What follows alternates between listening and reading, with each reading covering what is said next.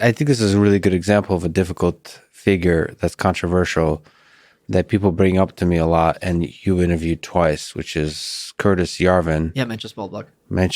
AKA Mencius Moldbug, which is his pseudonym that he goes by in his blog. Can you tell me about who he is? Sure. Why is he interesting? What of his ideas are interesting? Well, briefly, he invented the concept of red pill. So Mencius Moldbug had a blog called Unqualified Reservations. You can still find it online. It's very verbose. He writes at length, very, very bright. His perspective is very heretical. So a lot of things that we take for granted in our liberal democracy, he regards as not only incorrect, which is downright absurd, and he does not take what many people view as the basis of American political discourse as the basis for his thought. So when you're starting with someone who is basically repudiating kind of the Western worldview, or not the Western worldview, like the American milieu, a lot of people are going to, of course, regard him as dangerous or someone who is verboten. He's a very bright person. Why is he such a toxic figure?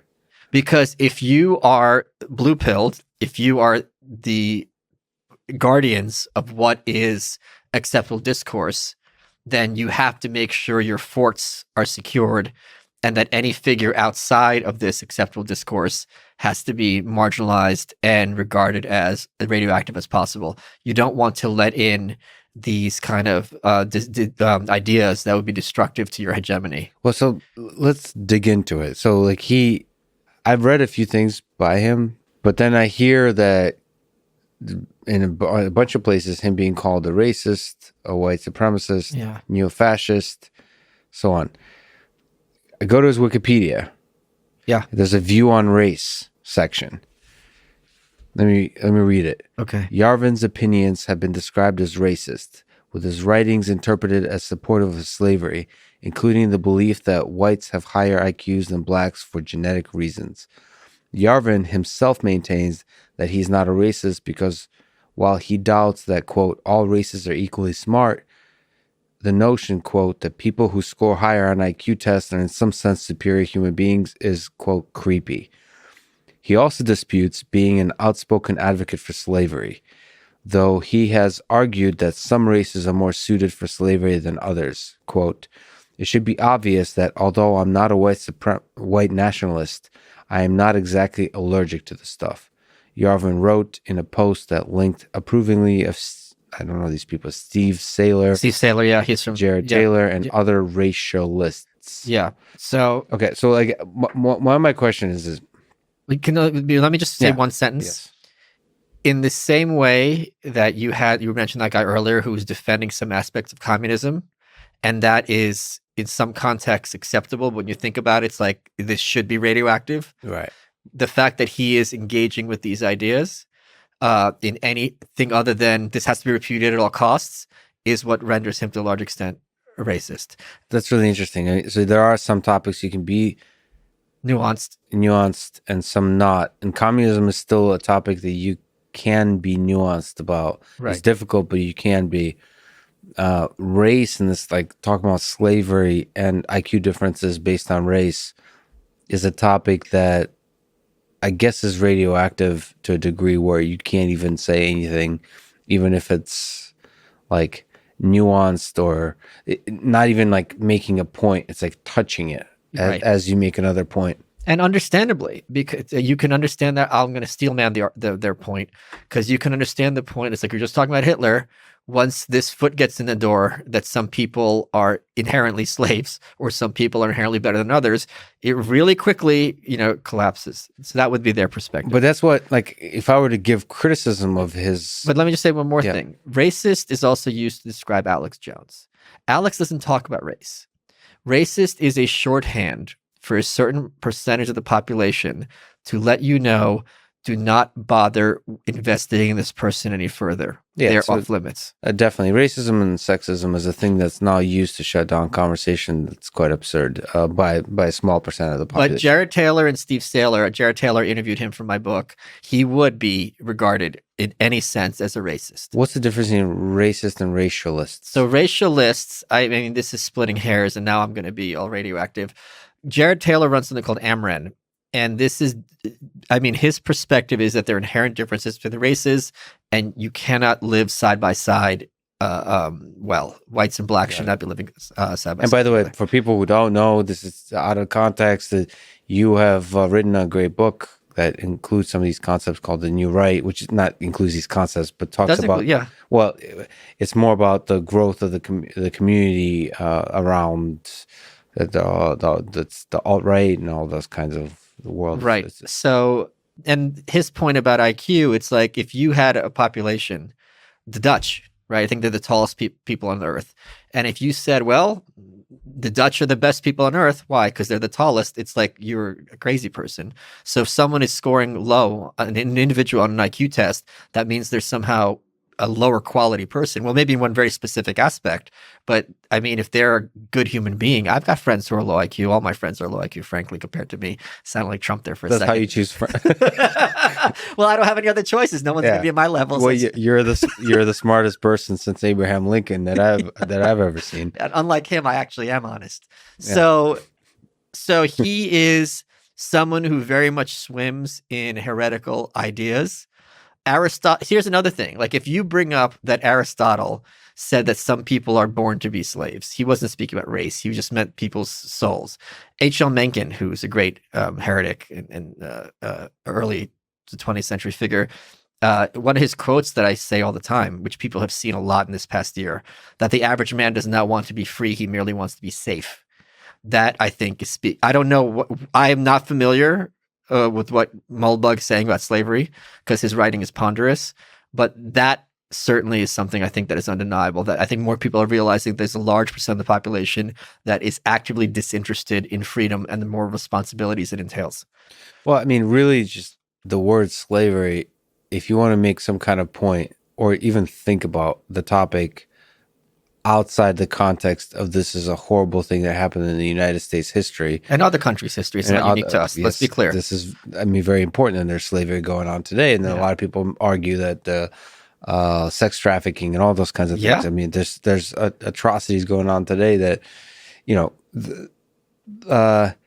talking about it in a way that's not immediately saying this is the most horrible thing that happened ever.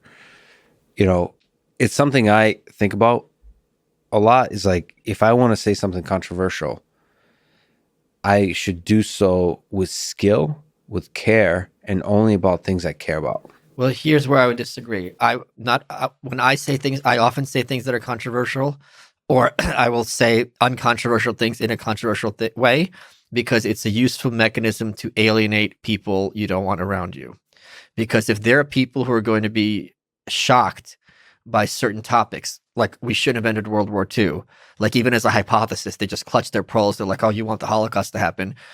I can't discuss most things with you because you're not interested in having a conversation. You're interested in your emotional response. See, I think I see things differently. Maybe this is a bit of a devil's advocate, but what in at least the modern discourse of like Twitter and social media and so on, I find that if you do that, you're not actually removing the people that are not thoughtful and kind and so on. You're actually attracting loud people. Like a small number of them, they come over and start yelling at you. Start yelling. They're basically ruin the party by showing up and just screaming. And so all the thoughtful people leave. Well, that's why you have to be a very heavy blocker. You have to block people on Twitter because you have to cultivate your audience and have them, like a lot of times people come at me, I don't care. Then they'll start attacking members of my audience. And then I'm like, dang, I got to block them because they've won this one, because I can't have that. Yeah. I don't know. Unnecessarily provoking people feels this is beta testing. You try to break the system and see what works. You put up as much pressure as possible. This is very much computer stuff that you should be able to appreciate. The point being, when you have a program, you're trying to intentionally sit there and do them as many mistakes to see what go wrong, right? Is that not common Yeah, practice? exactly. Yeah. So you're saying that's a way to see communication with the world, is you say something uncontroversial in a controversial way, and that blocks people. That Does it trigger them? Do they roll their eyes? What is going to be their emotional response? Are they going to start yelling?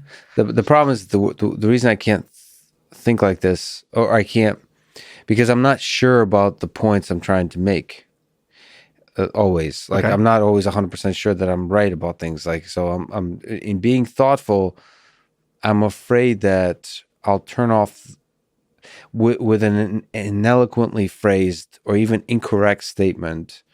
I will do damage that can't be undone in terms of having a good conversation about a topic. So I want to be very careful about, like, I'm not saying afraid. Fear is not what I'm talking about. I think fear is like, not saying something out of fear is at the core of many of the problems of the world today. But I'm just saying, say stuff with care. If I'm going to touch race as a topic, it feels like you really should be deeply, first, have a point to make. Like, you really care about a point you want to make. And second, think deeply about how to say that point in a way that communicates it the best. And touching, I would say, listen, I've on your show, which is great. I mean, I'd like to say thank you for having Mencius, Moldbug. You are welcome. That's the name of the show. Thank you for having him a couple of times. It's great to sort of get him to, in this loose way, to talk about different kinds of stuff. So I don't think we talked about race at all. So No. No, but I'm just bringing it back to what you were asking, which is, if you read the Wikipedia, the perspective is going to be this guy talks about slavery constantly, where it's completely disproportionate to his work. But even on your show, you can tell, even not outside of the race stuff, that he's not ultra careful about. He's not nuanced. Yeah, he's not afraid to say something, just like, I would say, let me just criticize him. My face. This is not you. This is me. Carelessly say something controversial.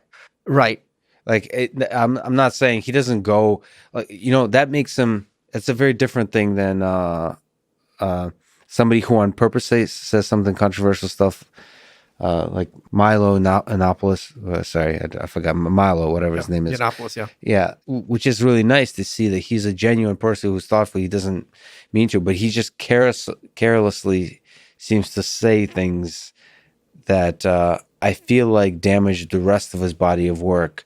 I can't really speak for him, but I would guess his point is, once you're swimming in this kind of worldview, you're going to be anathema already. So there's no pleasing these people. So why bother trying? Yeah, I think that's a black pill way of seeing the world. It's not black pilled at all. Because it's a cynical way. Like, these people. So, like, it's saying that it's a very kind of way of thinking, like, I'll say whatever I want, whoever comes along with me. No, you just earlier said yourself that racism has been weaponized as a way to shut down conversation. Yeah. So I think his perspective would be, I am so outside the mainstream in my worldview that I know I'm going to be called racist.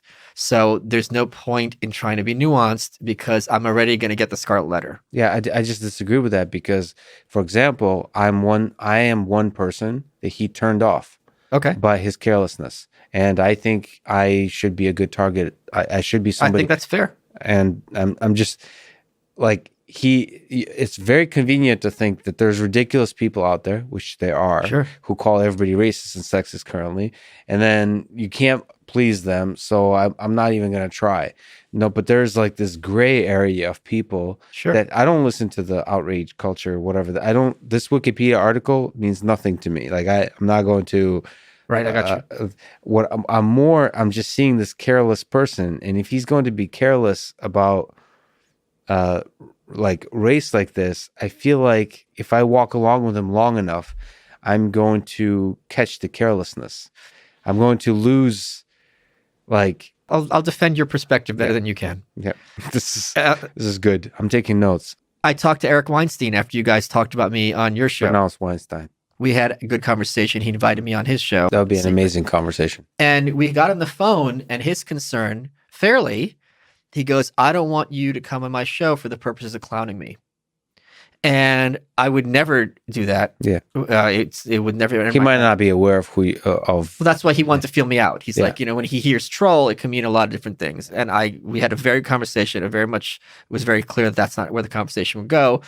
But I think when you are going to be on someone's show, there is a responsibility that they're not going to have to pay a cost for having you as their guest. So if you were put off by how he was in that live stream or two I did, like, I understand where you're coming from. I think he's very, very bright, but you have a different audience than I do, and you're going for something different than I am. No. Like in just sense of, you wouldn't feel safe with him. Yeah, I wouldn't feel safe with him. But he's borderline for me. I think I would like to actually talk to him one day. Alex Jones is across the other line for me. Well, you could do what you could do with me. Tape the episode and then never release it. No, it's one of those things where it'll be when there's finally they'll make a History Channel documentary about you and I and how it all went wrong, like the cult that we started and everybody killed themselves. And there's we'll release it then because it'll be like unseen footage. This is how it started. It'll be black and white in a basement somewhere in New York. Yeah. Yeah. My mother's basement. This explains so much. Okay.